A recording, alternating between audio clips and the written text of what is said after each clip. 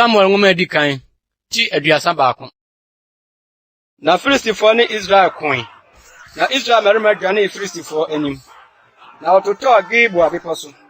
Na Filistifo tu san Saul ne ma.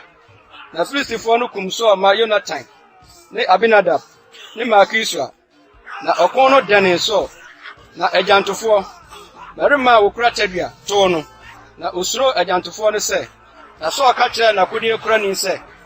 Tunkante fa womi na mumutufo ama me womi ama ye me ade na nakodi ekura ni no ampene efise na osuro pii na Saul fa nkrante na wohwe so na nakodi ekura ni no hunu se Saul ewuo no ono so hwe ne nkrante so sara na one no wi saa na Saul ne mabaasa ne nakodi ekura ni ne merima nyina nso wu preko danwara na Israel merima wo bonhwa no agane wana wo Jordan eje hunu se Israel merima agane na Saul ne ma atoto no oja nkro no ho dwane na Filistifo no ba betrem na de achi ya Filistifo ba be yi atofo ho ade no ohunu Saul ne ma ba asa no se watoto wo Gilboa beposo na wotwa ne ti na woyi ne ho akode na osoma ma wodi chini Filistifo asase so chiai se wonkobo kase wo wanaboso mfie ni oman no mu na odi nakodi no kosie Astarot dan mu